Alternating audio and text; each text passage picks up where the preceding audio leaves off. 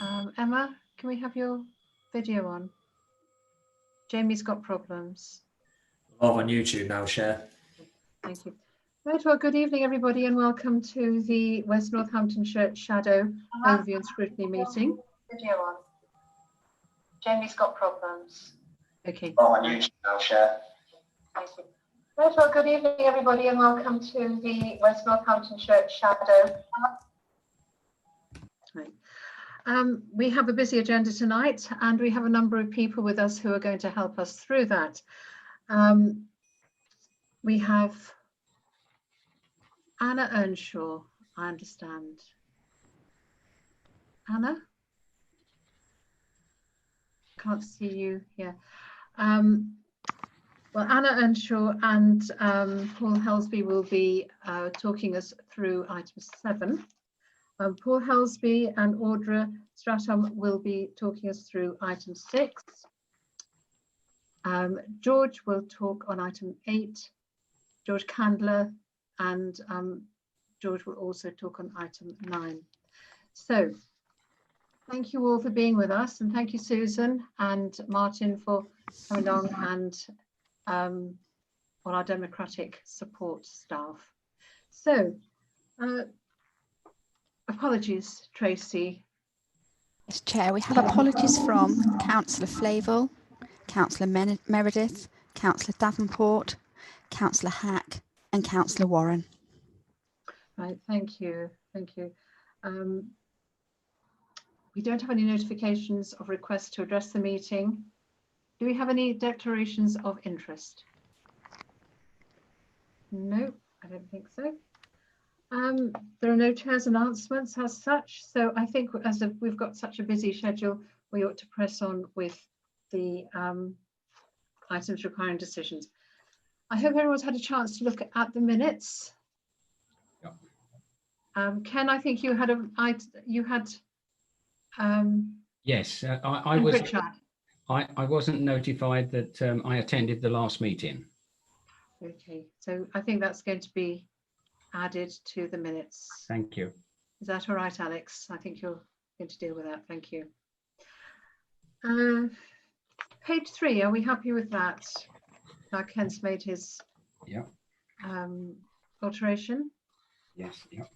Page 4. Yes, okay. Okay, everybody. Yes, yeah. Page 5. Yes, yep. No interest on that one. Page 6. Yep. Anything on that? And page 7. I think that's it. No. I've asked for some follow-up information on a full list of exempt categories of individuals for the council tax reduction scheme. There are a number of categories that I think vary slightly across the districts and boroughs and the county perhaps, that we should be looking at. They're not the same everywhere, and that will obviously affect any kind of they'll have a budgetary knock-on effect anyway. And also it was requested at the last meeting that a modelling was done on a 0 increase in council tax, whereas we were presented with the 3.9 model for an increase in the council tax. So just 2 more bits of information to come as a result of those minutes. So, oh, good evening, Andre. Glad you could join us. And Dermot, wonderful. Thank you. On to item 6, the Transformation and Finance Programme. Now, this is going to be led by Paul Helsby, who is the transformation lead, and Audra Stratham, who is the finance lead on this. It's another bit of financial information. Do we have some slides, Tracy?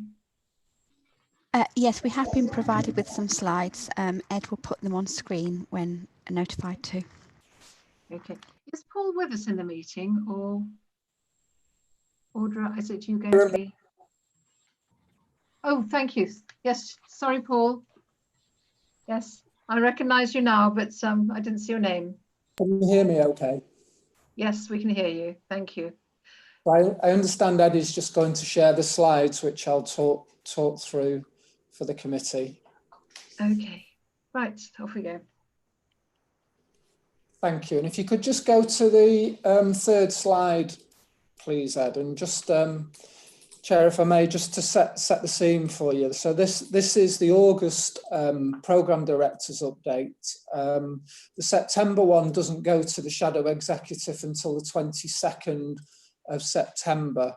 But what I will try and do through the presentation, I'll give you a verbal update for any movements in the programme that we'll be reporting in September. So whilst this document is last month's report, I'll try and Audra will try as well to update on the finances where there's been some movement in those as a verbal update.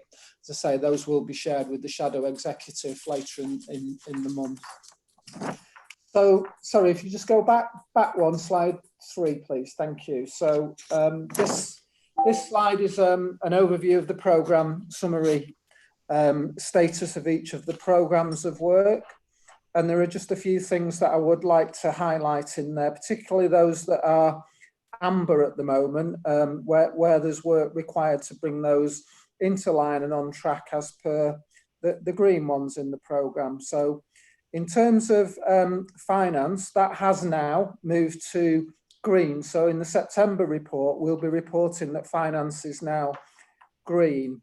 And why it was amber in August was that the programme is relatively new in terms of finance specific programme, and there was a lot of work to be done by the member task and finish groups around finance, and this had to be really accelerated. So there was a lot of work through members and officers to catch up on things like the budget disaggregation work and council tax harmonisation, which have now produced their outputs, and those are being considered. The next big activity of that group is starting to move into the medium-term financial planning process. And of course, there was a fair bit of work as well in terms of looking at all those kind of services that would sit under there as part of the programme, and about the design of services for day one in that area as well. In terms of the corporate programme, that was amber in August and will still be reported as amber in September. And why it's amber is in the main is ensuring that we've got the right level of input from all the councils in terms of specialist resources. So by that, I don't mean programme resources, I mean input from subject matter experts, particularly across those areas where we will need significant input in terms of ICT, in terms of legal, and in terms of HR mechanisms and processes that we'll need to work through with colleagues in the workforce as we move through implementation and aligning resources in the services to from where they are currently into the new West Unitary Authority. So at the moment, until we've fully mapped and scoped the requirements and we've filled those resource requirements, that will remain amber for the time being.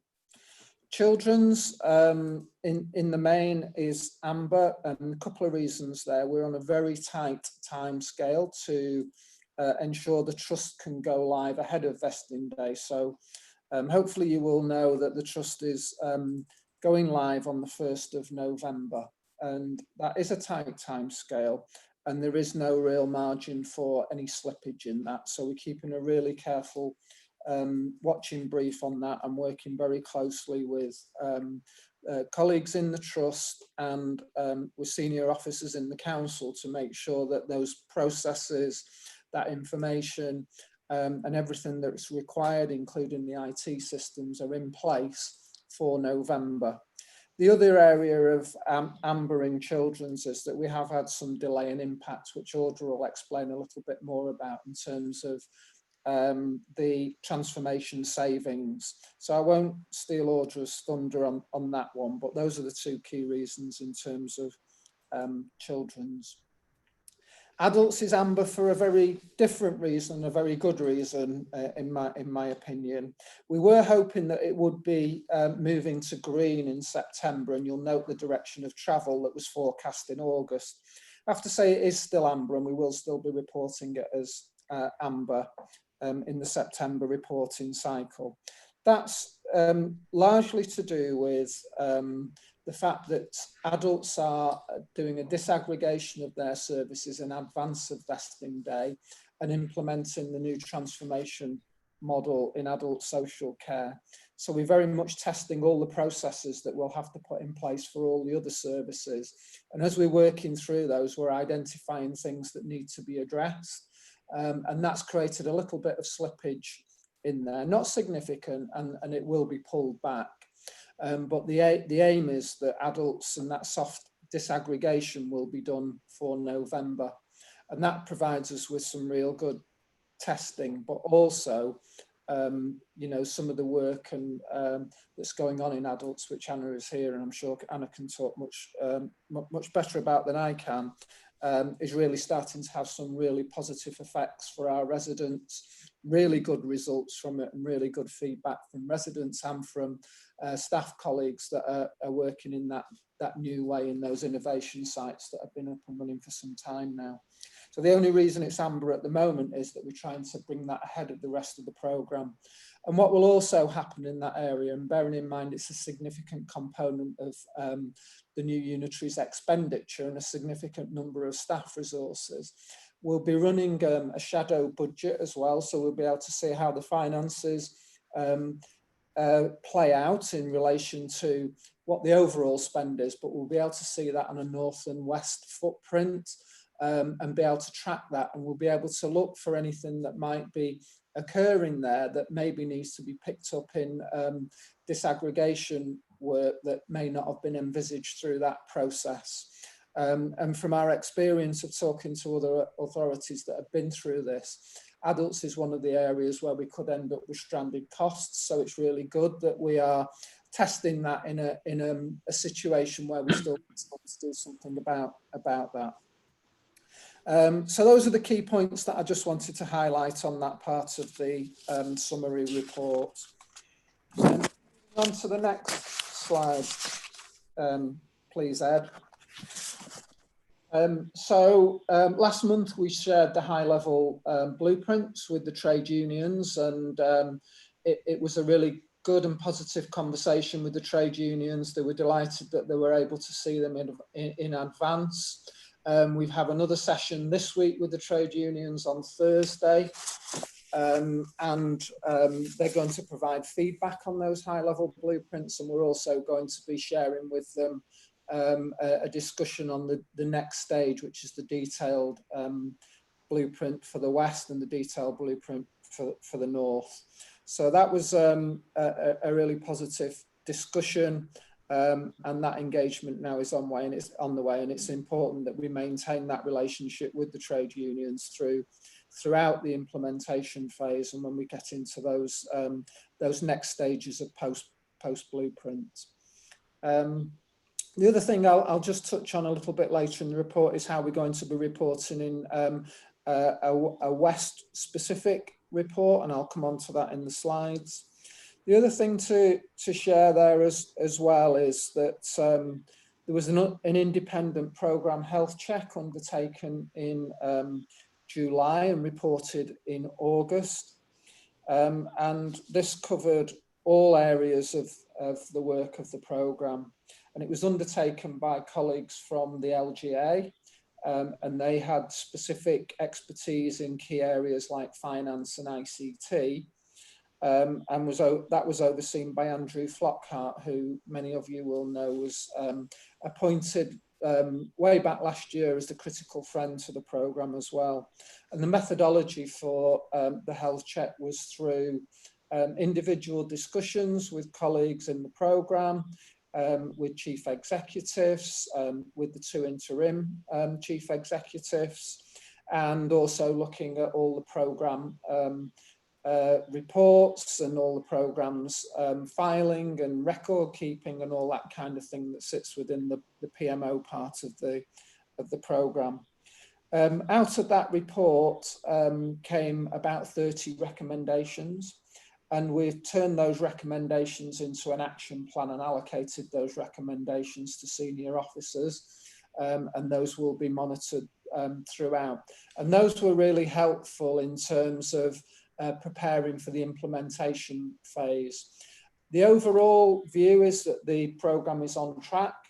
There was a lot of assurance from the methodology and the robustness and the rigour, the engagement and the buy-in and ownership from senior officers in the programme, and the approach to change was noted as a really strong approach as well.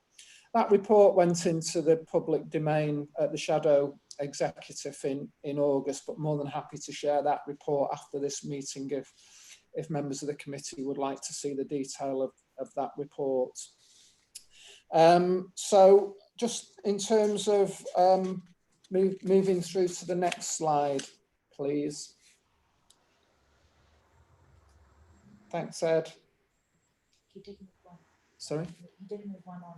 Oh, sorry. Yeah, if you could just move on to one more. Sorry, I covered that in the narrative. My apologies.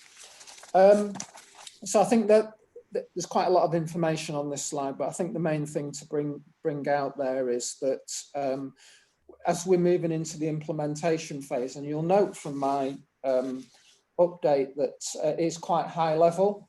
There is a lot more information that sits below that. Every month highlight reports are produced every year, every month they're all assessed and RAG rated, and mine is a summary. What we will be moving to in the implementation phase is a specific report for the West that covers the actual implementation of the West. And the first one of those full reports will be going to the Shadow Executive in October. So I would suggest that members may want to look at that, and more than happy to talk about that in more detail when that reporting starts. And that reporting is set to coincide with, as I say, with the implementation phase. So it's important that the detail is covered, but at a level that actually tells the story and highlights where we may need to move things on, accelerate things, or where we've got areas where we've got no concern and we're fully on track. All those reports go through the governance cycle that's set out in there, which includes the officer board and then the joint implementation executive, and then presented at the West Shadow Executive on a monthly basis. And within that, what the work to be able to do that has been happening over the period of the lockdown, really. So what we've been doing is creating a critical path for the 2 unitaries to go live on the 1st of April. And that critical path is all set out in key steps. There are about 70 steps of those with a lot more detail that sits underneath that. And they cover the overarching central planks to the programme. And then within each service, how that has to be prepared and ready is covered in each of the programmes, and that's covered through a RAG status. So there are some things that every service will need, like ICT, the HR processes, the budgets and those kinds of things. That's all done centrally, but there are some specific things to that service area that needs to be in place to be safe and legal on day one. And as an example, in regulatory and enforcement services, they may well need to have special enforcement warrants that have to be in place to legally carry out their duties. So that's a specific requirements that is captured in a specific project, and that ties in together with that critical path. So all those interdependencies are fully understood. I have a lead on the programme that has oversight over all that. And in terms of Chief Exec ownership, George Candler has now assumed responsibility for day one assurance, and will be working very closely with my team, and in particular Stuart, the day one programme manager, to provide that overall level of assurance for the executive and for scrutiny as well. Just on the next slide, I won't go into lots of detail around the approach to change. So on the next slide, what you'll see is a fair few things, and there's just a couple of things that I'd like to bring out there. So a lot of work's going on in terms of preparing change champions to be able to support their colleagues in services, and also to ensure that we can engage with more change champions from the front line of service delivery. We've also got colleagues that are specifically involved in things like the testing work that's being done on voice and email automation, the work that is being done to roll out Microsoft 365, which is the collaborative tool that will provide all those tools for staff and members around email collaboration, report writing and all that kind of thing. So the training and support for colleagues and the support for the change champions to help them do that is all part of what's being put in place at the moment, and they're being very much involved in those pilots and those testing scenarios. We've also, as you might imagine, with adults doing that soft go live in November, a lot of on the ground change activity has been happening with the programme and with senior managers in adults working very closely with all of Anna's teams at the front line to prepare for those changes in November. Moving on to the next slide, this is a breakdown on the right hand side of the number of change champions that we have. And on the pie chart, that's by service area or function, and on the left hand side, that's by each council. In terms of the overall numbers of 399, I can report that in September has now moved up to around the 350 mark, and we're really keen to ensure that we can engage more change champions. We've undertaken a gap analysis and we're working with chief execs and senior managers to understand where we have a gap. Is that something that we need to plug and fill and specifically target more change champions to support the implementation phase? Moving on the next slide, I think that's kind of covers some of the things that are happening through August that have actually happened and that are in place and things are being supported. We've also introduced a change charter, which is a little toolkit that helps change champions support their colleagues in services and helps to try and reassure them, and also provides some tools and techniques for those change champions through the process. And just moving on to the last slide before Audra picks up on the finance report. Communication and engagement is clearly a very critical component to how we move forward, both with elected members, with colleagues in the staff groups, and with our partners and residents as well. And we've been really keen to increase the capacity in that area, and we did that through August. We brought in some extra capacity. We've seconded in from districts and boroughs some specific expertise, and we're really grateful for those chief executives for releasing that capacity. And also, if I may, George has also agreed to take the chief exec lead on comms and engagement as well, which is really great to have that level of support to this really important area of activity. So there are a number of things listed there that were worked on throughout August, and we'll be bringing a fuller update to September. But most of the focus right now on communication and engagement activities on the ground, and that's with work to support the detailed blueprints going into the public domain on the 14th in advance of the shadow executive on the 22nd of September, when Anna and I will be taking the shadow executive through the next stage of the high level blueprints that you will have seen. So there isn't different information in there. It's a continuation and a more detailed blueprint explanation of the West specific arrangements. So because that goes into the public domain on the 14th, we're very mindful that we have an intensive programme this week to brief the staff, to brief the trade unions, which we're doing on Thursday. We've got staff briefings and we've got elected member briefings, and those are all being recorded via YouTube as well. So if people can't actually log in and listen to them live, they'll be able to listen to them when they have got time to do that. They'll be there. It's not ideal. We're in a difficult situation with COVID. We'd all much prefer to be able to do this on a face-to-face basis. We just know we can't quite do that at the moment, but we are looking for every opportunity to do more practical, hands-on engagement in a safe way, and working with the tools that we've got to maximise that level of engagement as much as we possibly can under the circumstances. So I'll pause for breath there, and Chair, through the Chair, I don't know if you want to take questions after Audra's section, or happy to take some direct questions now, entirely up to you, Chair. Can I suggest that it's, before we go on to the finance presentation, if there's any questions that come up from this, would members like to put those forward now? Any questions? Ken Ritchie, Ken. Can you unmute yourself, Ken? Yeah, thank you. My question is more of a general comment, and it's one that might apply just as much to what Audra has to say on the finances.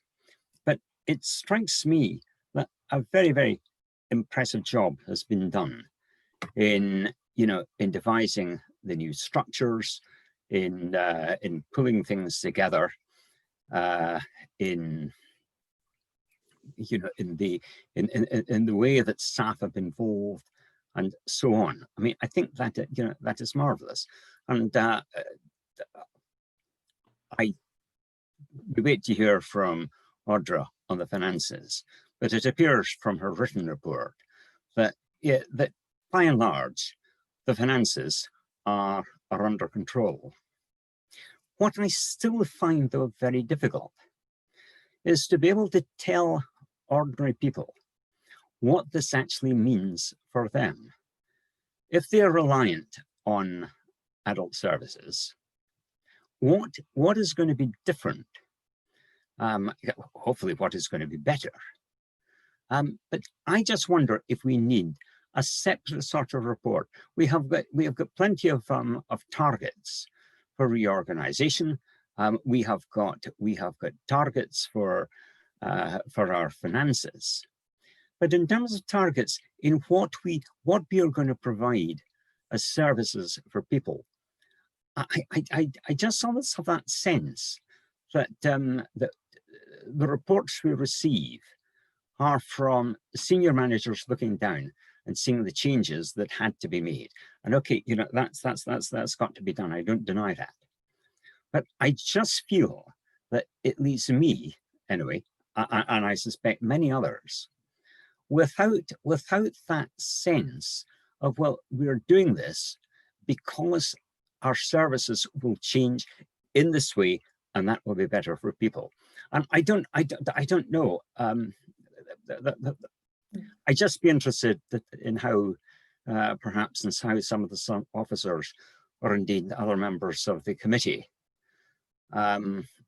respond to that, to these comments. Thank you. Paul, do you want to come back on that? Because I know that what we've seen from you this evening is very high level, and I think what Ken is asking is, what changes will we as residents actually notice? How will things differ to people that are actually our service users? I'll kick off, and then maybe Anna might want to say a couple of things as well. And I'd like to just start by thanking Councillor Ritchie for his really kind comments. There is a lot of hard work going in from a lot of people across all the councils in really difficult circumstances. So his comments are really appreciated, and I will pass those on to colleagues as well. And from my perspective, that's where it starts to get what Councillor Ritchie was talking about is why we're doing this, and where it starts to get really exciting is the difference that we can make to residents, and particularly those most vulnerable residents, and supporting better outcomes for the people of Northamptonshire.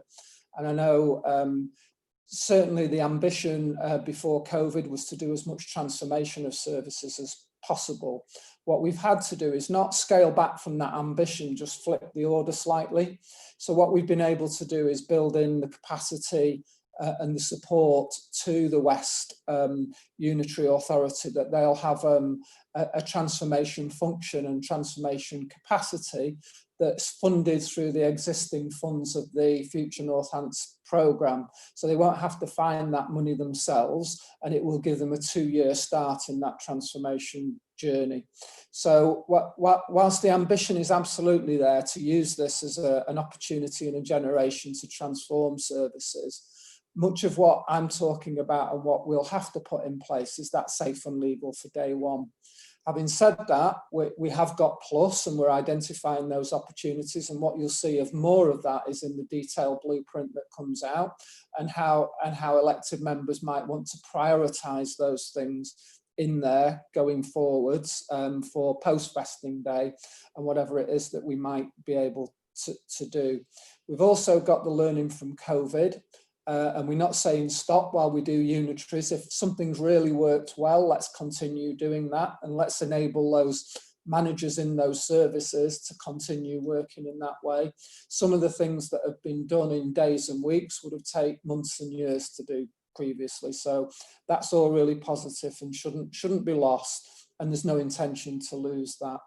And then the real big area of transformation and opportunity is I alluded to adults, and it's probably better that I hand over to Anna and she can give a little bit of a flavour. And I know we want to do more presentations for members. We have done some already, but we're more than willing to kind of tell the story from the residents' perspective if that would help members. And I'll shut up and hand over to Anna, who can talk about it much better than I can. No, that's fine. Good evening, Chair. Sorry, I know you can't see me at the moment, but don't worry.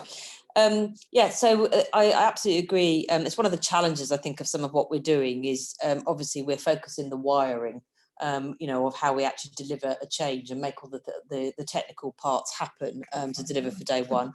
But obviously adults is transforming at the moment. And one of the things we've produced, which will come to the council shortly, is some examples of what it means on the ground. So how it feels for staff, how it feels for customers, how we're being able to do more things to help people in the community, and what it will look like in the future. And as Paul says, when we get onto the item about the blueprint, you'll see we've set down some of the aspirations of the sorts of things we want to be able to deliver by bringing services together. I think it's probably an inevitable and really unfortunate consequence of COVID that we had to turn our attention in the first instance to just making sure we got this done, if you like, for day one, and that we went live safely, and that instead we've been then adding in some of the plus stuff.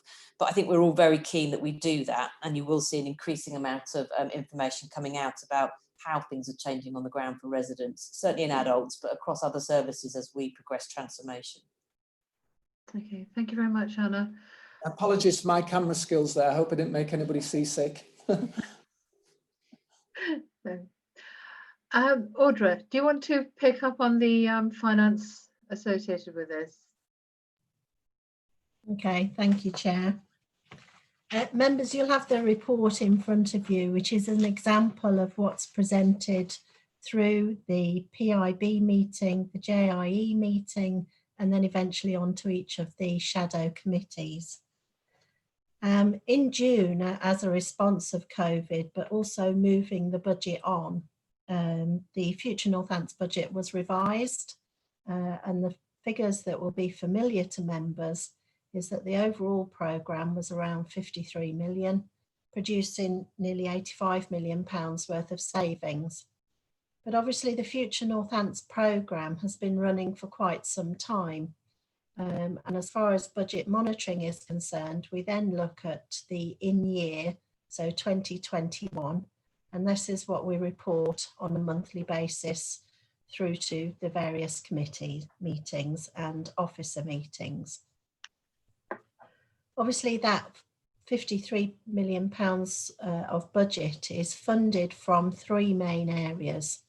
One of them being the business rates pilots, contributions from each of the 8 sovereign authorities, and also for transparency on reporting of the transformation It also includes the county council's part of their transformation budget.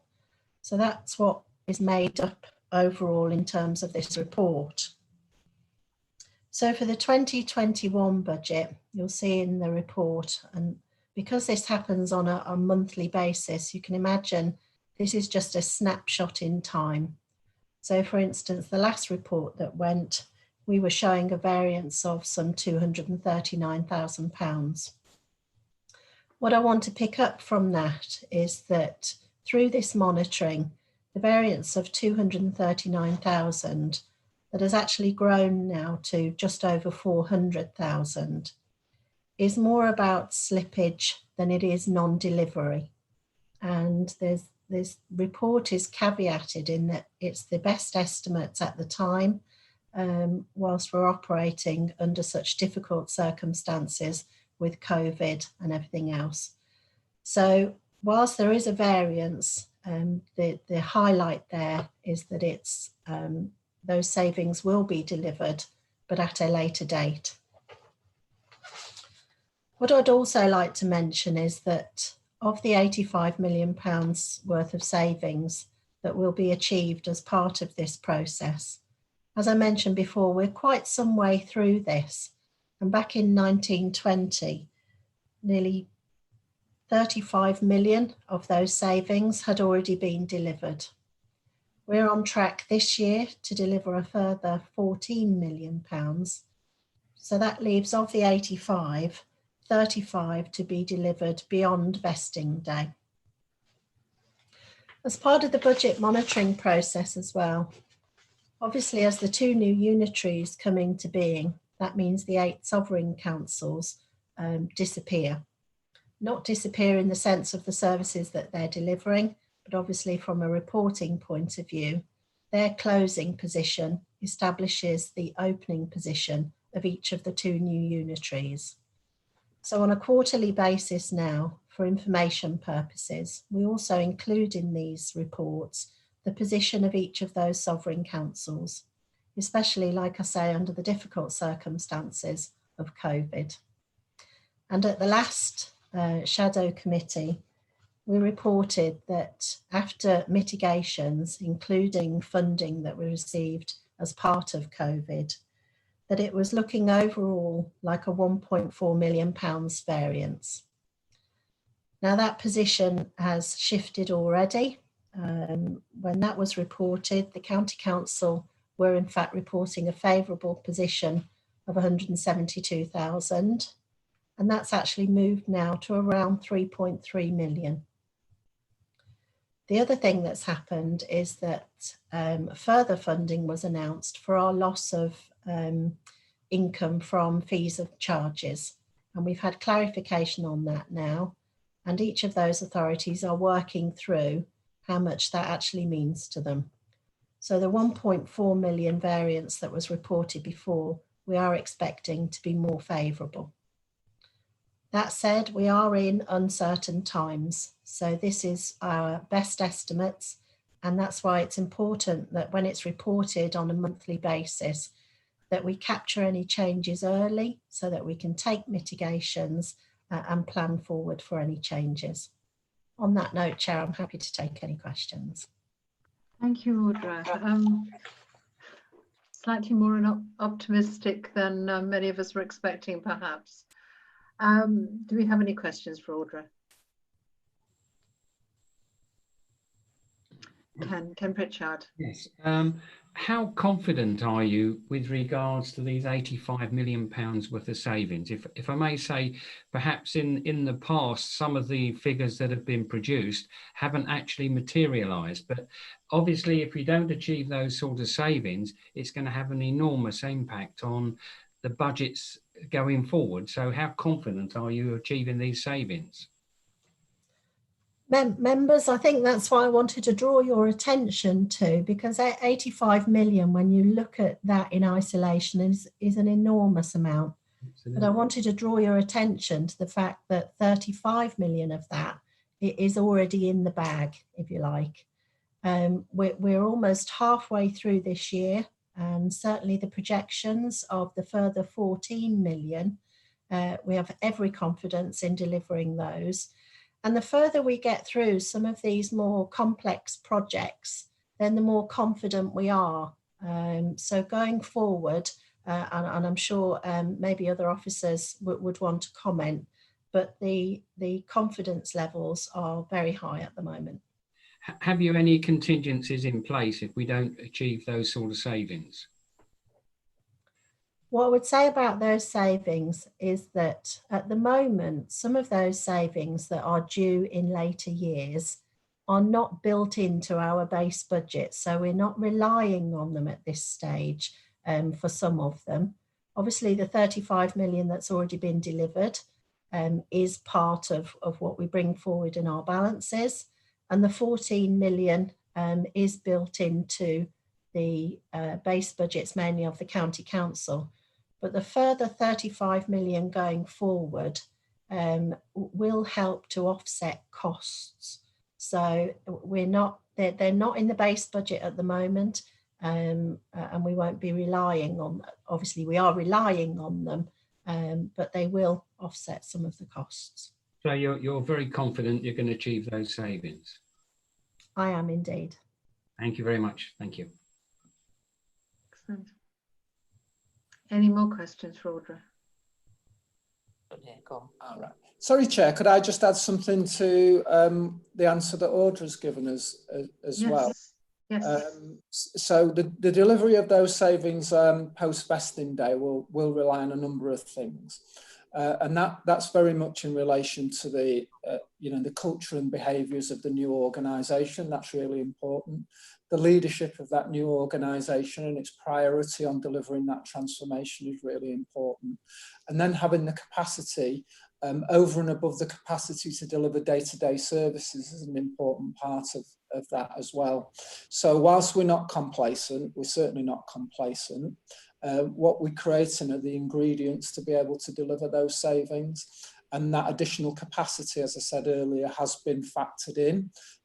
We are in the process of recruiting a transformation director that will work with the senior management team as additional capacity and expertise, and that person will have a team to support services to deliver that transformation. Those improvements for residents and the byproduct of that, of improved services, is nearly always getting it right first time is usually cheaper, and doing the right thing is usually cheaper. And when you hear more about adults, it's absolutely the right thing to do, and it also saves lots of money as well. So there are things that have to happen to ensure those savings are delivered. We're certainly not complacent. If track record is anything to go by, and it usually is, we will have delivered about 50 million of that 80 million, as Audra says, by vesting day. Not an insignificant task, but a huge kind of milestone to have got to that point and give the unitaries the best possible chance of success going forward. But it's not one thing. It's not us thinking about being hopeful. It's about making that happen. Thanks. I just wanted to add that from a non-financial perspective as well. Okay. If I may, Chair, as well, I would just like to add that in terms of these savings and the profiling, when I say beyond vesting day, some of these projects will take time to embed, and we're not talking about these savings necessarily being delivered in 21-22, because some of the output from these projects will be spread over a period of time. And the overall caveat to a lot of these things, of course, is also whatever COVID may bring in the future, but also the economic recovery from all of that. So lots of things, it's our best estimate, and we have everything in place to keep that on track. But it will be subject to outside forces, if you like. Right, thank you. Right. Any further questions? I can't see anybody indicating. Right. Well, thank you very much for that. I think it indicates the size and scale of the task, and I'm very interested to hear that his transformation director has been appointed to oversee delivery of services, which I think perhaps reassures Ken to some extent on the Ken Ritchie, on the question that you raised there. Right. Is everybody happy to move on to item 7, which is the let me find my agenda. It is the blueprint, Chair. Blueprints, and Anna Earnshaw, who is the interim, she's a deputy, I beg your pardon, Anna, Deputy Chief Executive of the County Council, and Anna is the Director of Adults, Communities and Wellbeing. So she has 2 very important jobs, and I think she's going to talk us through this along with Paul. Thank you, Chair. We've got some slides as well that could be put up, but I'll just point to a couple of things on them. And this, I think, follows on quite nicely from the presentation and discussion that Paul's just had in terms of, where we go next. So the purpose of the blueprint slides that you see is, it's very important that we understand that this is about how generally we expect our services to be organised on day one. I should remind members, and I'm sure you know, that we were well on our journey to doing transformation this year and ahead of vesting day when COVID struck. And it was agreed by everybody that our priority needed to be COVID. And so we had to move to a view of making sure that our services could be safe and legal on day one, which meant that both the councils had all the resources that they need and the services in place to be able to deliver things for residents, and that there was no disruption in services. That said, we have never lost our ambition, obviously, to do transformation. And what the blueprint that you see before you, the high level blueprint, does is set out the progress that we've basically made on how the services will be configured within the new councils, and also sets out some of the aspirations and opportunities that we see from bringing those services together in new councils in West Northamptonshire, and actually the benefits then that we can deliver for residents. As you know, the work's been ongoing for some time, and what you see before you then is where we've got to in terms of creating what is initially quite a generic level view of the 2 councils, but important in terms of us landing that safe and legal model, but also some sense then, particularly about how NCC services will split. If I could ask you, Ed, I think you're driving the slides, to go to slide 10, please. Okay. That one, thank you.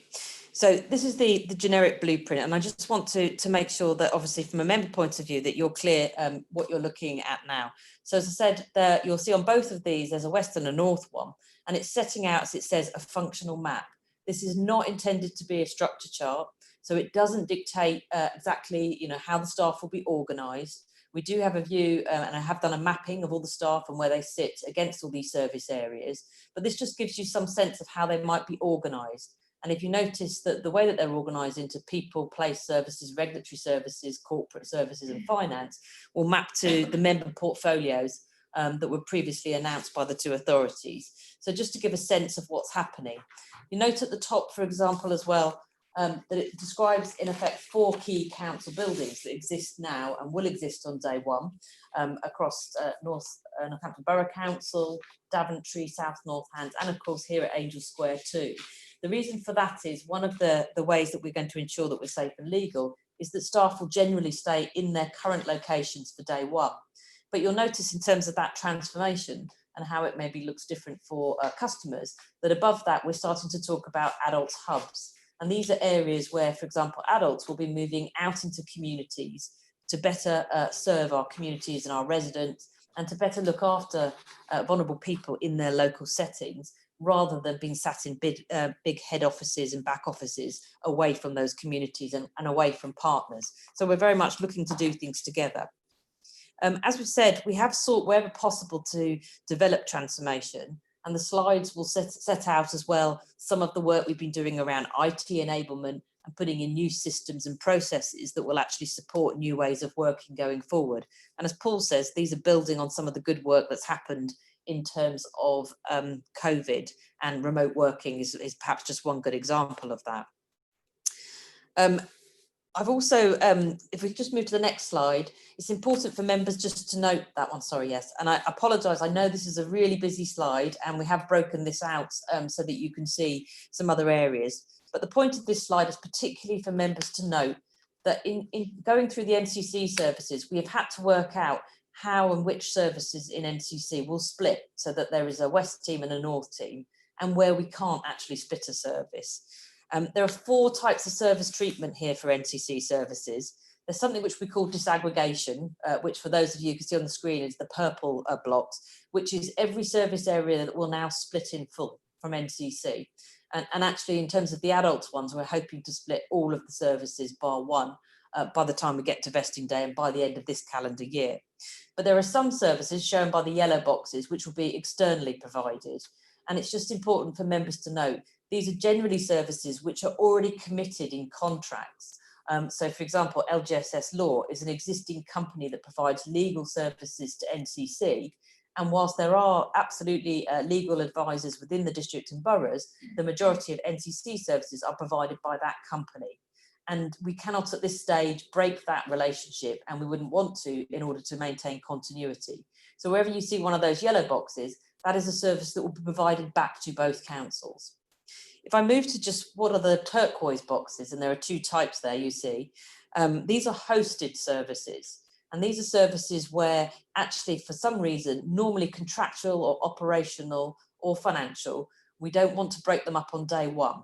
And we have made a decision that to do so would create more risk than we're willing to bear, or uncertainty, or indeed have a really big cost, for example, if we break a contract very early. And so instead what we plan to do is one authority will host that service for a short time, generally under 1 year, sometimes up to 2 years, and then the service will be split later. So if I just give you an example from the West's point of view, if you look at HR, payroll and transactions, the West will be the lead authority for all those services. So it will be providing services back to the North, and it will be the lead for that contract and oversee that contract on behalf of both. And an SLA would exist between the 2 authorities to make sure the North got the services it wanted.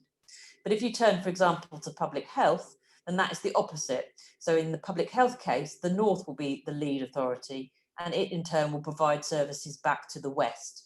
And as I said, this has been worked through in some detail. Our preference has always been to try and split areas if we can, and we've done that as in many areas as we can, and far more than we originally thought we would be able to. But there are some services where it absolutely does make sense, and we've been through that risk analysis to make a decision to host or aggregate, or to lead in one of the examples. If I just turn to the following pages, I'd just really like to highlight, just move on to the next page. Sorry, not that one. Keep going. I'll just stop you at the right place. This one, thank you. Oh, back one, thank you. I think it's important, and one of the members just highlighted this very question, is, why are we doing this and how are we trying to make this better? So key to the next stage, if you like, of this piece of work is there's a lot of detail that sits underneath this, and it goes down to the very, very detailed level of how will our staff work on day one? How will they get in and out of buildings? What systems will they use? What legal requirements will we need to put in place, as Paul says, to, for example, issue warrants or enforce action? But there's also a much higher and bigger transformation aim here about what it's going to be like to be in the West, and what it's going to feel like as for people and residents out there and businesses, and also for the place of West Northants. And what this picture just tries to do is plant some of the seeds of the sorts of things we've been looking at about how coming together across the 4 councils, we can create much better links. So I've given you the example of the adults hubs where we'll be out in the communities, and we very much expect those, and already have implemented some, where we're working alongside GPs. We would have housing colleagues with us, community safety colleagues with us, job centre colleagues with us, and also the voluntary sector. And that gives us a really, really good opportunity to work together, sort of hindered, if you like, by the organisational boundaries that we have today by the 2-tier government system. And we want to take these things forward, and the slides that follow give you some of the ideas that we're going to be looking at about how we can then make things better. And the work of the transformation directors, once they're appointed, will be very much to take this on the next stage of the journey, while the programme team obviously make sure that the wiring and the day one stuff all happens in the background. But key to it will obviously be making sure that what we deliver at the end is a much better outcome for everybody involved. I think probably I'll leave it there, because obviously you can see for yourself the slides and some of the points, and hopefully members will have had a chance to absorb them and consider them. As Paul's alluded to, it's important just to say to you, there is a whole level of detail, about 100 slides that sit underneath this, that for every different service function, then talk to some of the things that will be happening in those services. And that's going to be key for staff, because we've seen a lot of questions about, where will I sit? Will my team still exist? And it starts to talk about the things that will change and that won't change, and give people some details about, for example, where we're putting in new systems or where we're going to be combining systems, and those kind of more granular details that everybody will want to know. But it's important, because that's a lot of information, that those are presented and briefed properly. And we'll be doing that with members, we'll be doing that with the unions, we'll be doing that with the staff. But I hope that this is a high level first stage of what we're aiming to do and how the services will be organised. It just gives members a good overview against which to ask questions and raise any concerns. Thank you, Chair. Thank you very much, Anna. That's an incredibly speedy gallop through something that looked incredibly complicated as I went through everything earlier. I have a couple of questions. With all this transformation and disaggregation, how many staff will we be losing across the West in terms of the districts and boroughs and the county? So as things stand now, and as you would expect, that is probably one of the most commonly asked questions of staff at the moment. So at the moment, there are no whole-scale plans to introduce redundancies. And we have not accounted for that in terms of got any numbers or any targets or any areas where we specifically know we've identified that as yet. However, the programme does expect, as you would imagine, to realise some efficiencies by coming together. Clearly, we've got a lot of duplicate functions that do the same sorts of things, and we aren't going to need all of those people to do all of those things. That said, in other areas like education, where we're splitting them, there will be new opportunities coming up, because by splitting them, we are going to have to add in some posts so that they work in the two new areas and they can fulfil all their functions. So there's quite a detailed piece of work really to do now to look at the next level down beyond the directors and the tier one managers, and start to think about that next structure. And obviously, as Audra said, we've got a lot of challenges. We all know that from some of the COVID impacts next year. So it's right that we now start to move forward to take that opportunity about what it means to aggregate. So where will those opportunities fall out? Where actually is there some efficiency to be made in staff or systems or process? But there equally, as I said, will be new jobs too. So I can't give you an exact answer at the moment. And clearly that's a very key next step, and something staff are very worried about. And it's something we need to work for and work through. Obviously, the key to it will be that anybody who is displaced or faces any potential redundancy will have an opportunity to redeploy, because just to reiterate, there will be new jobs too. Right, thank you. Thank you. Now we have Andre. Andre, you have a question here. Thank you, Chair. My question really is towards the long-term relationships of both unitaries coming together long-term. So we know that certainly for the first year or 2 years following the vesting day, that there will be contracts that will continue to be either operated for one or both councils, and therefore there will be a partnership relationship there. Can I ask what the viewpoint is, particularly from Anna, in terms of the long-term contractual and commercial relationship effectively with those two council structures? I mean, there's obviously a corporate arrangement that clearly needs to be put in robustly. And she just identified the fact that clearly there are savings to be made by bringing multiple councils together. Can she give any indication about the long-term relationships on some of those other contract areas? And obviously there is intention to try and split some of those contracts, and I understand as to why, but are there others that would be more favourable to retain as one serving both councils? Yes, Councillor, there are. And I think one of the ones that, for example, that went to the council quite recently was, if the highways contract, for example, will split next year, the timing's right for the procurement. If I take another example of one that won't split in the first instance, it would probably be the Shore PFI that we've got. And I think the other two PFIs for street lighting and schools are the same. By their very nature, unfortunately, PFI contracts, if you try to terminate them or split them, become significantly more expensive. And I know certainly in the PFI one for the care homes that we've got, we were absolutely told by DOH, Department of Health, that it would be an exceptionally bad idea to do that. So in the case of some of those contracts, and if I just use that as an example, we will run them to the end of their term, in that case, a further 8 years, 7-8 years.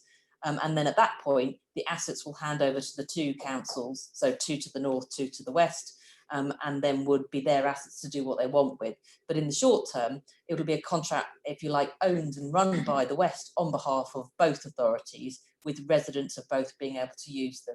So I think it's a bit of a case-by-case basis, but the logic of where we're not going to try and split them is where it would significantly improve the cost or the risk for no real gain. But any opportunity that comes up then to re-procure and consider it, then we always have to look about the care home one's another one, actually. Our care home framework's coming up soon. If there's a benefit in doing it together, we should continue to do that. If there's not, and actually we want to go in different directions, or we want to own and manage our own assets, then we should do that too. But it's always a risk assessment, obviously, about the commercial and financial consequences.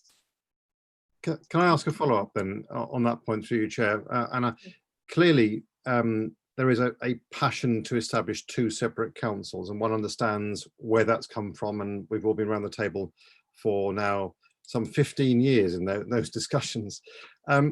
In terms clearly of the people out there who clearly receive the services of councils, and for them, they're not really interested in how many councils there are, they just want a good public service, in fact, more than good in most instances. And why shouldn't they, obviously? We have got clearly a structure in place to deliver services within the frameworks of councils. I'm reassured to hear that you're looking therefore at, actually say, a responsible, but more than responsible area, a pragmatic approach in terms of linking contracts together if they can deliver for a better benefit, if you like, for the taxpayer. I certainly wouldn't like to think that there are parochial areas or very local matters that would deflect that effectively and stop you from doing that, because clearly I'd be concerned if we were just establishing a separate contract just for the sake of it being separate, rather than it being a joint contract that would deliver a better service or certainly a better value for money service, whatever that service was across the county's structures. That's reassuring to hear. I very much hope that that's the same feeling, if you like, in the north. I also do very much hope that all areas, all officers take that on board as a very significant point, because otherwise, if they're looking just to develop separate models everywhere of everything, we'll end up spending an absolute fortune, absolutely much more than the taxpayers really should be paying for in any way whatsoever for the services they receive. And I think through you, Chair, if it's okay, just to respond to that as well, I think the other side is unintended consequences. So if I take the care home framework that's going to come out shortly, it's a big contract, a 60-odd million pound a year contract for care homes and nursing homes we have. And that's one where we will propose that, although there might be breakout clauses later, that we should do together. And the reason that I would suggest that is because otherwise we may find ourselves competing against each other for places. And that could really serve residents very, very badly if actually, if one can pay slightly more, that all the residents of the north or the west get more places in those homes, when actually we want the market to do the best for people, and actually doing it together is going to get us much better value for money and much better outcomes for people who need those homes. And logically, the larger the contract, the better the value. Thank you. Yeah. Thank you. Right, we have Dermot, Mark, and then Ken Pritchard. So Dermot, you have a question. Thank you, Chair. I'd like to ask Anna, if I may. Anna, I'm Dermot Bambridge, and I'm a portfolio holder for environmental services at South Northants Council.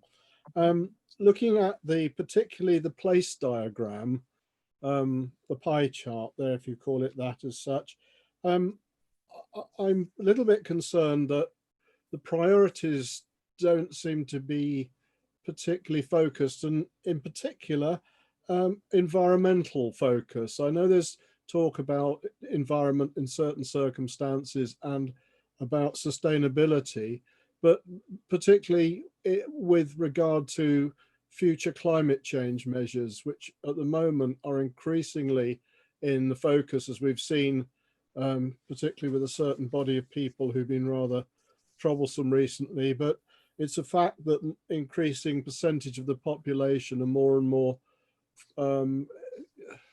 involved in this, buying electric cars, etc., etc.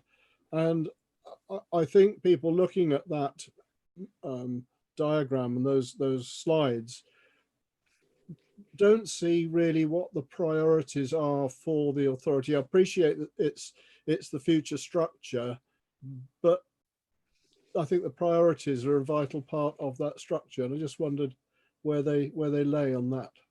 Thank you. Yes, thank you, Councillor. And it's interesting, that's one also that some of the staff feedback has also highlighted, and you're quite right to highlight it. While we're looking at this as a sort of functional view about how services coming together may produce benefits, I have actually today come out of a task and finish group on vision and values, and key to all of this is going to be obviously setting a corporate plan with those priorities in it as an organisation and the kind of council we want to be. And absolutely, that sustainability will be, you know, front and centre as one of those key ones. It's come through again and again and again. And these slides aren't meant to ignore that. Certainly the detail that sits underneath it has considered that. And I think we can very clearly see there's going to be, you know, policy around sustainability and environmentally friendly sort of futures. So it's not an omission on purpose. It's more that we've focused on the existing functions and how they're going to come together, as opposed to the corporate priorities, which is a key next step of the work that this sits within. So not forgotten, and I think you'll see that as one of the emerging key things that will come through the next stages in the transformation as we move forward.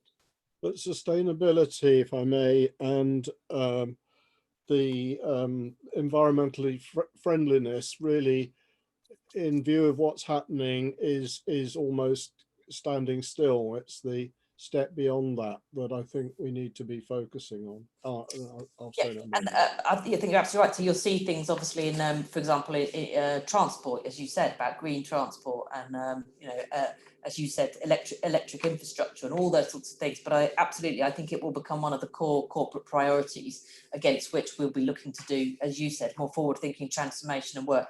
And it's absolutely in lots of discussion areas. It's just it hasn't been reflected in here when we're thinking about the as is and as we move to the to be.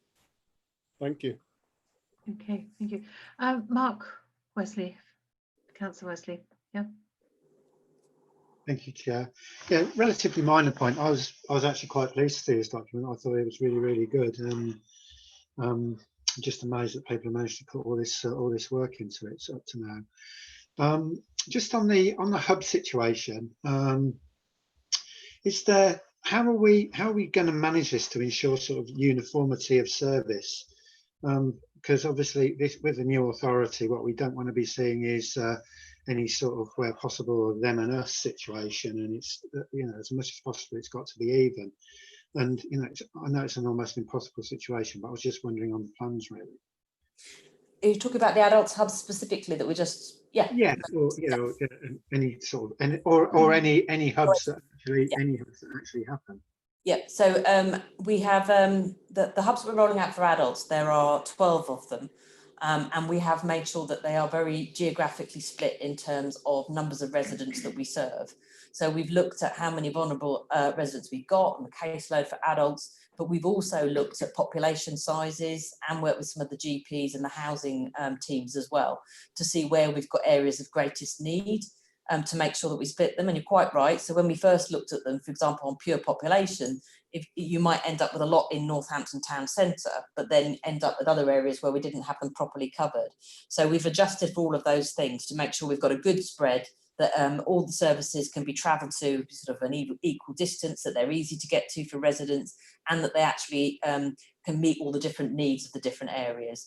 And we've also been talking, I came from a meeting yesterday with health chief execs, as I said, and we're absolutely tying in the GP surgeries where we can. And if we can do something where we're working out of one of their sites and then also adding in other services and voluntary sector, then we'll do that too. But key to it is making sure, as you said, that they're well spread, they're easy to get to, and that we actually are covering the whole population and no one's left out.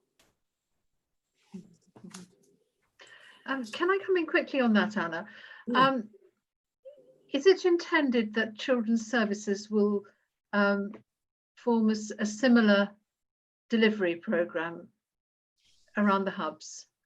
So children's also have a locality strategy, and the localities are broadly very similar anyway to the adults ones. I'm in conversation with Kathy about exactly that and the team, and about whether we can share buildings. You know, some of the work that's been going on in the background around one public estate is quite key to this, because actually, and we found this in adults, when you go out and find the buildings, what you want is enough space to add lots of partners in, so that we could do, as you said, a whole family type situations too. So I'm in a conversation with Kathy at the moment around where their localities will be. Do they want to co-locate some teams with us? Likewise, we're also going to co-locate, for example, with some of the mental health teams from the community health partner, or other teams like that, where it makes sense, and we can work with families or individuals together. So it's an active conversation, but absolutely, yes, locality models is part of their future plan. Excellent, good. Right, Ken Pritchard. Yes, thank you, Chair. I must commend, the amount of work that has been put in with regards to, reaching the correct conclusion. But something that hasn't been put forward, and in fact I haven't seen it here, is that how are our residents going to benefit from all this reorganisation and restructuring? In the past, of course, there's been an awful lot of negative publicity with regards to where we are at the moment. But I think it's important that we put together a very comprehensive programme to educate our residents in a very positive and informative way, where they're actually going to see some benefits for all of this reorganisation. Yeah, I agree wholeheartedly. And as I said, we're going to be sharing with members too some of the real experiences and feedback we've had from residents around the changes we're making in adults. And you'll notice when members get to see those, that they're not just about adult social care. Very often they're not about that at all. What they're saying is it'll be a housing colleague saying, actually, this was really good, because when we needed adults, they were alongside us, helping us with this person in crisis. And as a result, we've kept them in their home. They're in a better place. They've got a positive future. We're really pleased. And likewise from other partners. So that's what it's all about. This is all about how we take services out to them and make it easy for them to contact us, work with them more easily, do less handoffs. That's one of the key things about the adults transformation. People have told us many, many times they hate being passed from pillar to post. And we've got to make sure that's true, just not in a service, but between services. So I think absolutely there's a key bit of communication, and it ties back to that vision and values and the corporate plan we've talked about, that comes out as well, that says what's going to be the commitment we make to the public about how we're going to operate and what's going to be better as a result of this. Because, why would we do it? Why would we make these changes if it's not informed by doing things better for them and for businesses? And actually there's some benefit of making it simpler for everybody. Coming from a background, from a commercial background, do you see any point with regards to perhaps doing a publicity or a marketing campaign? About what's going to be different? Yes, and how the residents are going to benefit, maybe some publicity in publications or billboards, or I think it's important to at least, our residents know what the heck is going on and what they can expect, because when you actually talk to residents at the moment, they just don't have a clue what the heck's going on. No, and they confuse us all as well, don't they, in terms of which councils do what, and it's all, yeah, absolutely, I agree with you. And I think we absolutely have to, because, we want to launch something. This is quite new and exciting, and we want them to be able to feel that actually something's got better out of this. And that's absolutely key to our launches. We start on the right foot with the right message to residents, and they feel that difference. Exactly. Thank you. Interesting. Ken Ritchie, you had a question. You're muted, Ken. Yeah. Sorry, there it is. I couldn't get it to click properly. I think that is an excellent suggestion, that we have a different sort of communication with people about what is going to be done better for them. But I was delighted to hear that we are going to have these hubs around the local authority area, which strikes me as very, very important. I didn't quite follow, though, why the children's services were not necessarily going to be housed alongside adult social services. I accept that a different structure for children's services has been imposed upon us. But on the other hand, there must be many cases, I would have thought, where if you're dealing with a vulnerable adult, there is probably a vulnerable child that may be involved as well. And it seems ludicrous if you have got two separate offices in the same area that are, dealing with these issues. I'd be interested to know if there was any logic, or if it was just looking for a sense of separateness, given the overall structure. I'd also be interested to know,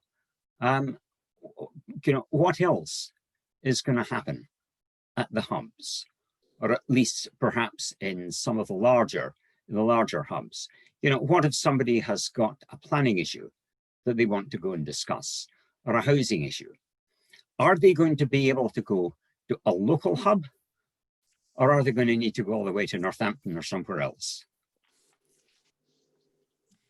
Okay, thank you for that. I think the different separation of children and adults at the moment is more just a partly historical and partly limitation of buildings and thinking in the past.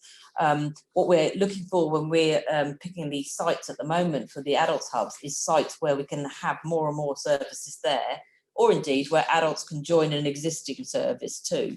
And absolutely for the reason that you said, because we want people to be able to come in and do multiple things.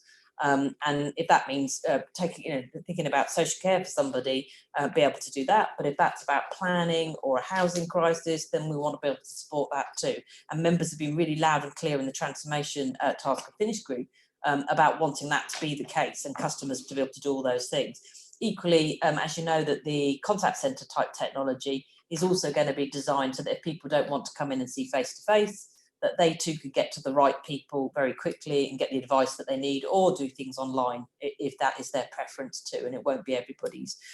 So I think it's more a limitation of history than desire. And I think now is the time, bringing all of our combined sort of assets together and the opportunities across our estate and with health, because they have a big estate out there, to find these places where we can do things together. And I think it's for us to drive and not be limited by the past silos. So we haven't done it well enough yet. We're definitely on the journey. Certainly the adults teams, for example, are already planted in places like the Forum in Toaster, but also in various places around the county that already exist. So we're absolutely pushing with all partners and voluntary sector as well, that we'll continue to do that. So yeah, absolutely. I'm going to be working with Children's and Kathy on where we might be able to do that. I think we do have to be a bit respectful about children's cases versus other things, because one of the things that children's do have in their localities is the need to do confidential case conferences. You can imagine if a child's been taken into care, for example, and they need to see somebody or be seen in supervised circumstances, then they may need a very different site to a more open area that we're going to have a discussion or a discussion with several services to help someone. So we've got to be mindful of both. But I think key in all of this, and we've been feeding back through the accommodation stream, is being clear on what the specification is we need for those sites, and then working out what we've got between us that we can use effectively for that purpose. Thank you. David, you're indicating. Yes, thank you. So David Smith, DEC, Access Communications Portfolio Holder. Just really going on from Ken Pritchard's comments concerning communication. It's nice for us to be able to say that not everybody's really touched by the council, other than for the rubbish and roads. And obviously a few other things besides. But I'm keen, as Ken is, to get some communication out to the West Northants area, just so people have got a sort of a headline as to what's going on. You know, we are politicians. You know, we're going to be, you know, we're standing for this, for the shadow. So yeah, I'm keen that whilst we're all working together cross party, that we can get those communications out there sooner rather than later. I mean, it's worrying. Christmas is almost here. So yeah, time is short. So I'd be keen if we could really get some pace in it, if at all possible. Yeah, absolutely. And I've been talking to the shadow leader as well about that, and how, you know, it'd probably be worth us even having sort of if you like a shadow plan, you know, as setting out some of those aspirations and what we want. And of course, some of what we want is people to see nothing different, because we don't want to disrupt any services. And some of it we want to feel very different and make a clear promise to them about, you know, what they will see and what they'll experience in the future. No, I know that. I know, yeah. So, sorry, Susan was just reminding me, we can't decide entirely obviously for the new authority, but I think in terms of what we're building and how it's better, we absolutely can do something around those comms, and that will form part of the planning, and particularly the transformation work that will start shortly now as we move to do things for the West and North specifically, not just the core programme. Okay, that's good to hear. Thank you. Good. Andre. Thank you, Chair. I heard everyone maybe not heard regularly and the contact details about it, but I think that we've clearly got a comms need that's coming through obviously loud and clear. We do have one particular point, and that's not too many months away, which is the council tax demand that comes out and the little brown envelope falls on everyone's doormat. It is a really good opportunity, and I know that we've all tried in the past to get useful messages interjected through those areas, but to get some really clear messaging through that point before we ask people for money, what exactly they're going to be receiving. I'd very much hope that that was on the list. I know George, I think, was looking after the comms element of the earlier plan. I'm sure you've all considered it, but it certainly would be something that if we don't utilise it right, then we're going to be missing out on opportunity. Yeah. Right. I can't see anybody else wanting to put a question to you, Anna. I think there's some very clear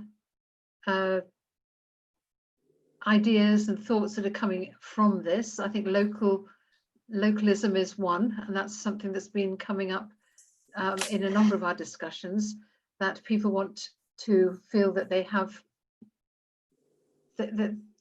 somebody who understands their locality. You know, a great fear of unitary that's been imposed on us is that people lose a sense of their identity, their local identity, that they won't be talking to people who know where they live. They won't be talking to people who know their street, who know their schools, and, you know, who know the services that they're used to. So that idea of the hubs, I think, will go a long way to reassure people that there will be local services available, and people won't have to come from Daventry to Northampton and vice versa to access those services. And the other thing, of course, is concerns over budgets and commissioning contracts, you know, which has always been a problem in terms of managing the costs. Anybody else to put in some thoughts and ideas towards some conclusions that we might draw from this? I guess Tracy and the Democratic Services officers will have all this on record and pull this together for us. No? Okay. Well, thank you, Anna. That was incredibly interesting, and I think it's generated a lot of debate, and we all have a better understanding of where we're heading on that. Right. Could we move on to the next item on our agenda, which is, I think, the work programme. And again, this was circulated, and I hope you've had a chance to look at it. It was something that has come out of our previous discussions, and George has very efficiently put together a timescale and attached some of the work streams to that timescale, bearing in mind that we're always wanting to fit in with the overall the meetings, the shadow executive, and the progress that is being made on towards the unitary. George, are you ready to take us through this work programme that we are proposing? Yes, thank you, Chair. So, as I said, oh, I'm going to some feedback there. Yes, thank you, Chair. This work programme reflects, as we know, first of all, a session that we had with the Centre for Public Scrutiny, which members may remember way back at the end of spring, and then we followed that up with another workshop session to finalise what you can see in front of you. So what we've attempted to do is for completeness, we've covered everything from August, although clearly those meetings have been and gone. So if I can just draw members' attention to October. Now we're looking at finalising a date for an additional meeting in October. As we know, we had an additional meeting in August as well, where we covered the council tax reduction scheme and the work done in the task and finish group led by Councillor Rebecca Breeze and Martin Henry. What we've got is an additional meeting as well in October, reflecting the outcomes of those workshop sessions. So you can see there two proposed items, the one around governance, and I'm going to hand over to Susan shortly, but that will broadly pick up progress to date within the task and finish group that's shared by Councillor Adam Smith, and Susan's obviously heavily involved in at the moment, but for not much longer, unfortunately, but certainly involved in it at the moment. Also on the meeting, we're suggesting an update on the progress to date being made across communication and engagement. So again, that will be led from an elected member perspective by Councillor Jonathan Nunn, who is the lead on the task and finish group, but also supported by a number of officers, including Katie Shaw and Claire Hazelgrove, who are working on the wider comms and engagement plan. But before I go on to the November element, Susan, is there anything that you wanted to add in what members can expect reflecting the workshop session for the October meeting? Yes, thank you very much, George. Good evening, everyone. Can you hear me okay? Because I know I look as though I'm on mute, but I'm speaking to a bigger speaker here. Everything okay? All right. So we've made quite a good bit of progress in the governance task and finish group recently. We've had a look at the procedure rules because they are the ones that generally need a good look at to get the right balance between public participation and access to information and so on by members.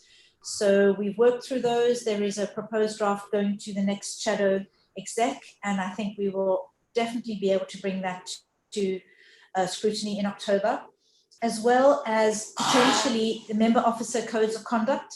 There is a wider consultation going on in the country about a model code of conduct for the whole of England, and we hope to have some reporting back on that consultation, as well as what the task and finish group feel our member office code of conduct should look like. And then in addition, if we're really lucky, we might also have started working a little on the localism side of things that I know Councillor Ritchie was interested in last time, which is the thought around community groups. And I think that might tie in really nicely with the hub model we've just been talking about. So that might not be ready by October, it may be for a bit later, but with a fair wind, we might get something on that in October. And then I don't want to get your hopes up too much, but I also think there will be some information from the civic affairs task and finish group in connection with the issues we might be taking forward in our consequential order, which is the mop-up further piece of legislation that follows on from the structural changes order, which will deal with things like the pension scheme and the Lord Lieutenancy and various local issues important to Northamptonshire. So I'm hoping you'll agree that we've made quite a bit of progress, and there should be something to report, but unfortunately I won't be here to share it with you. It will be most probably, I'm sorry about the creaking door with people arriving and leaving.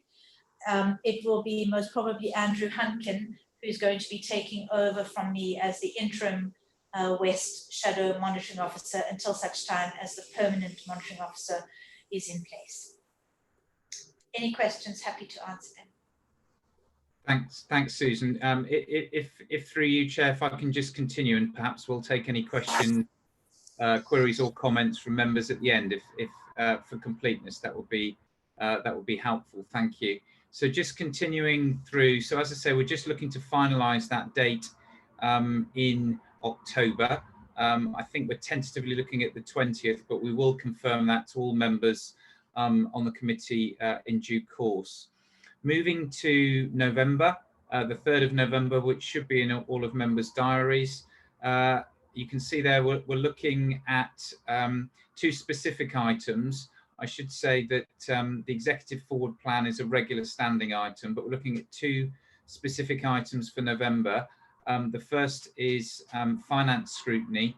And again, similar to governance, that will be coming on the 3rd of November, but also coming back again in January. So I'll hand over to Martin shortly, Martin Henry, just to cover off what you can expect in those 2 sessions. Also, vision and culture. So vision and culture is a key strand and one of the 8 task and finish groups that we've got. Again, led by Councillor Ian McCord, leader of the West Northants Shadow Authority. So would anticipate Ian coming to update alongside the lead officer, Martin Cox. And probably by that time, possibly Anna in her role as Chief Exec Designate to provide an update on the work that's being done across vision and culture, which is fairly extensive. And then, as I say, moving into January, we've got finance and governance covered again. But I'll hand back to Martin, if I may, just to give an overview of what you can expect at that November meeting, and then again in January. Martin. Yeah, thank you. Through you, Chair. So when we came to the last overview and scrutiny committee, we talked about council tax harmonisation and the council tax reduction scheme. I think the comment made there was that was outside of the context of the overall budget position. So what we'll be bringing back to the November scrutiny committee is actually the starting position for the budget for next year, the pressures that we're aware of, building the budget up from the bottom and making members aware of that, giving them an idea of the assumptions in relation to government grant, for example, council tax increases, and things such as that. I think one of the issues that came out of the last meeting was to model a council tax increase based on the referendum limit, and also to model a council tax freeze. So we'll provide that kind of information because that request was made previously, and we'll present all of that information together in a financial model, which will set the position, essentially the starting position for the budget, and then give the overview and scrutiny committee the opportunity to delve into that and ask questions in relation to that. What we'll then do is we'll go away, we'll work on the budget strategy, and then for the January meeting, we'll bring back the next iteration or the latest information we have at that point in time, so members can see what progress has been made and the approach to deliver a balanced budget for the following financial year. So that's the approach that we're recommending for November, and that's the information you'll receive for November and January in relation to the finances. Thank you, Martin. And back through yourself, Chair, just turning to the 2nd of March, which is the scheduled final meeting during this cycle of the Shadow Authority for this committee, where we will be considering an overview and scrutiny annual report to pull together and summarise all of the work that the committee has done over the last 10 months or so is being proposed. Now, there's still room for flexibility within that, hence bringing it to the meeting this evening. I think this will remain a living document, but clearly what we've tried to do is capture some of those key areas that I know came out of the workshop sessions and reflecting, if you like, the remit of this committee that was covered so well through the Centre of Public Scrutiny that we had right at the beginning of the work programme. I think the other thing that's not on here that we will need to give some due attention to is the preparedness of the new Overview and Scrutiny Committee from post-vesting day, which again falls as part of the remit of this committee, which we will need to consider in some future meetings and schedule those in. So hopefully that, through you, Chair, gives a good overview and reflects the feedback that we've had to date. But as I say, clearly it's a living document, and if we do need to modify it, then we can do. But obviously it's helpful for officers, particularly those that come to present, as well as elected members, that they know when they are scheduled to do so, so that we can book that into their diaries, etc. But happy through you, Chair, to take any questions, and similarly through Susan or Martin.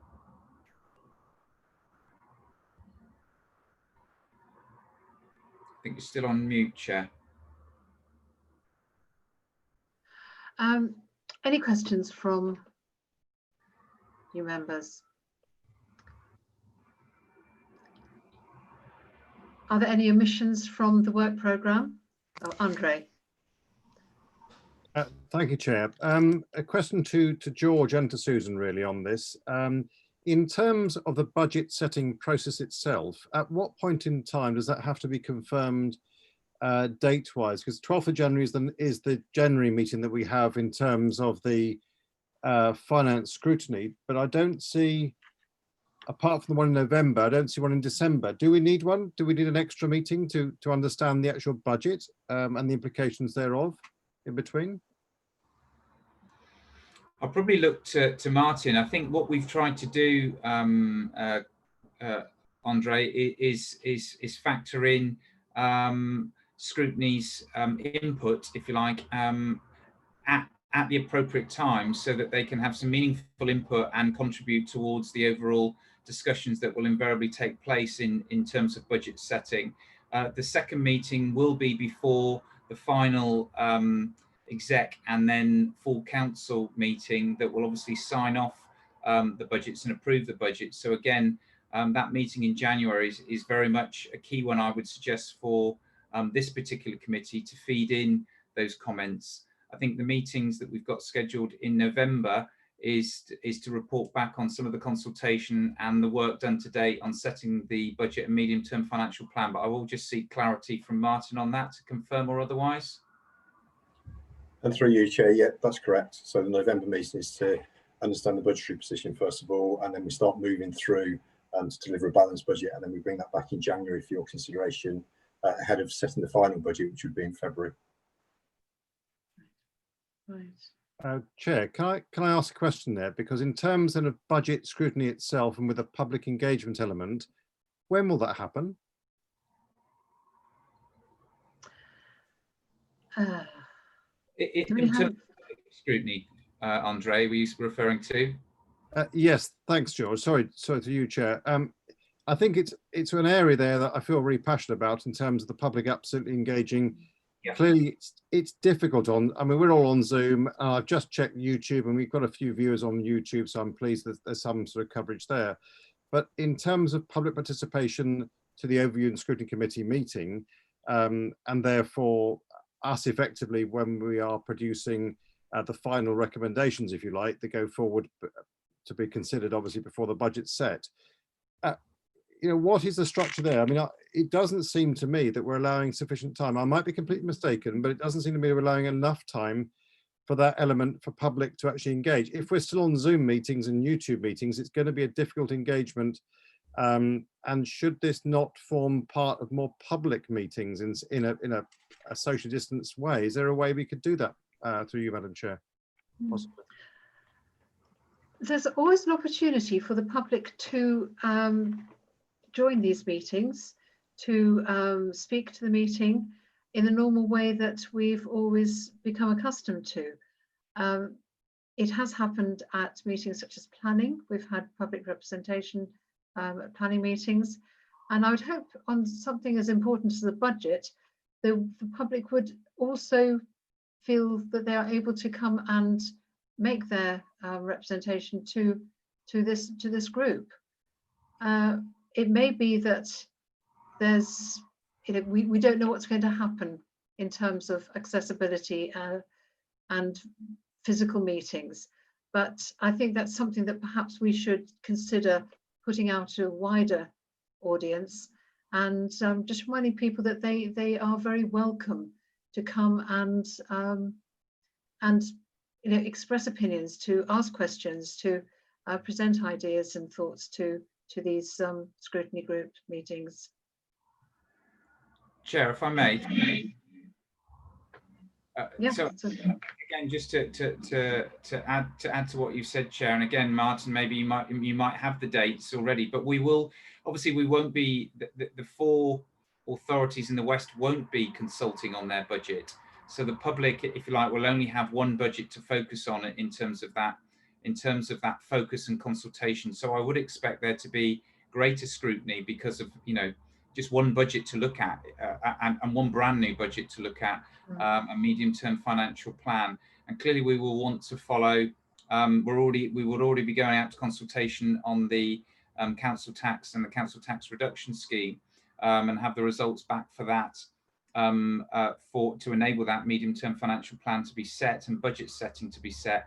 And then again, we'll be going out to consult on the draft budget, and that obviously the outcomes of that will feed into the setting of the final budget that will be presented in February. But I'm not sure if we've got dates set yet, Martin, have we? So again, through you, Chair, sorry. And again, through you, Chair, thank you, George.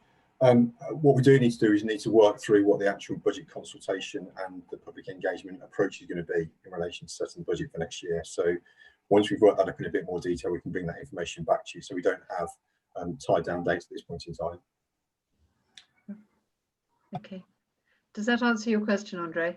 It does. Thank you very much indeed, both George and Martin. Appreciate it. And I'm sure Susan is there overviewing any detail that's needed. But I remember her points that she raised about meetings remaining on Zoom. We had a couple of meetings back, and just a question there, Susan, has that information changed through you, Chair? I'm just coming off mute, sorry, in this very complicated way in this room. Through you, Chair, Councillor Gonzalez de Savage, yes, the guidance is changing all the time. At the moment, the legal opinion seems to be that while we have legislation in place that says that we are enabled to do our public meetings through Zoom or other platforms, we should continue to use those. But government has also set out legislation for hybrid, so-called hybrid meetings. And I think it's down to each individual council to decide which way they are going to enable their meetings. So the discussions we're having at the moment behind the scenes across all the councils in Northamptonshire, because in the monitoring officers group, we do raise this amongst us from a governance point of view, is our concern about going to a hybrid model is an equality is one. So at the moment, we don't have a chamber that would allow us all to be there present together in a socially distanced way. And what would happen if there are more councillors who want to be there that can be accommodated?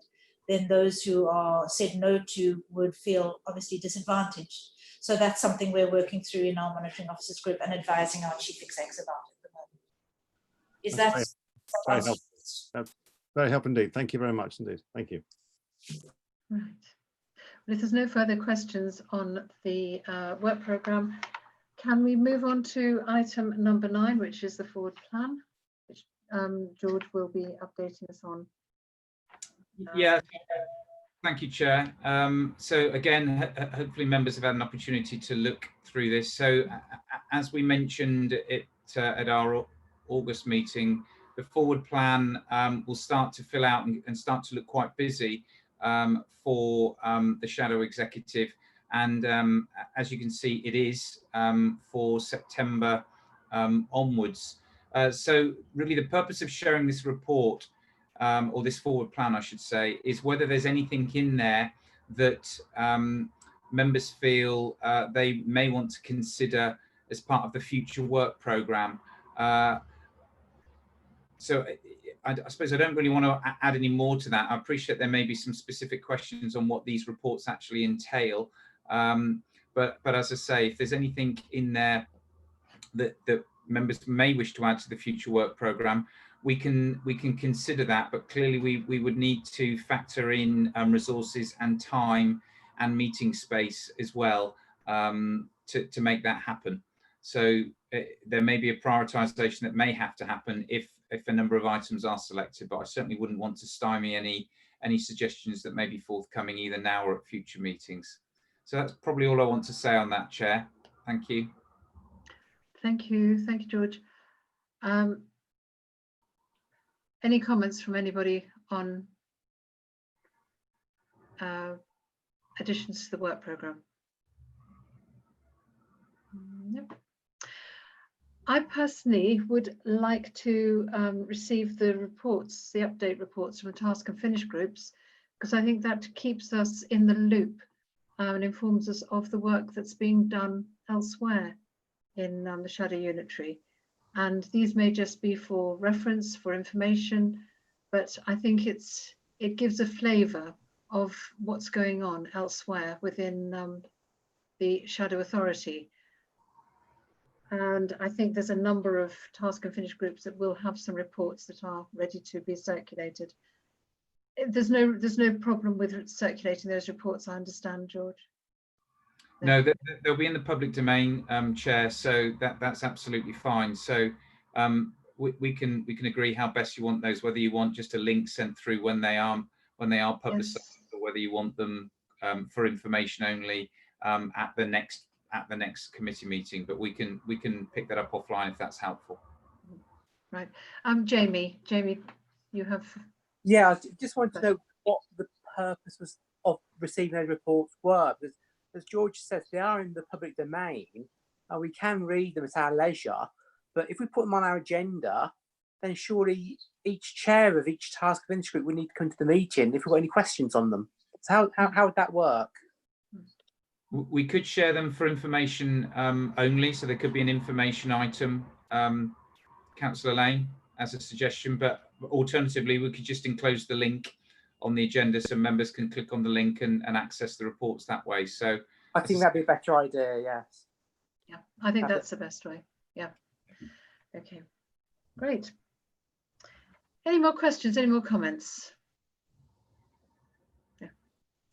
Right, well, thank you so much for the incredible amount of information we've received this evening.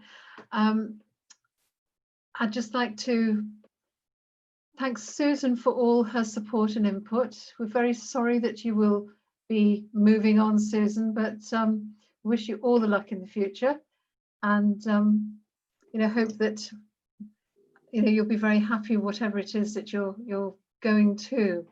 And to actually follow up on Ken Pritchard's earlier question, I think we can actually formally sort of say that Anna Earnshaw is the new Chief Executive Designate for the West Northants Authority. I wasn't sure earlier on that I was able to reveal that, but as George has introduced Anna as such, I think that's a safe way to go. So congratulations, Anna, and congratulations, Susan. And thank you very much to all the people that have taken part. I think people have probably left. Oh, no, Audra's still here. Thank you very much, Audra. And Paul, if you're still around, thank you for your input this evening too. I think if there's nothing else that anybody would like to add, perhaps we can close the meeting. And thank you all for attending. And thank you very much to Democratic Services for keeping us up to date with all of it. One thing I would ask, if possible, Tracy, if we could have the slides that were presented during Paul's presentation and the blueprint slides that Anna presented as well. I think that's something else for people to look at if they wish to look at that a bit further. Okay. All right. Well, thank you very much, everybody, and good evening. Enjoy the rest of your evening, and we meet again at, I think, is it October? No, is it October the 20th we're heading for? That's the date we're aiming for. We will confirm it. Right. Okay. Thank you. Thanks very much indeed, everyone. Good night. Good night.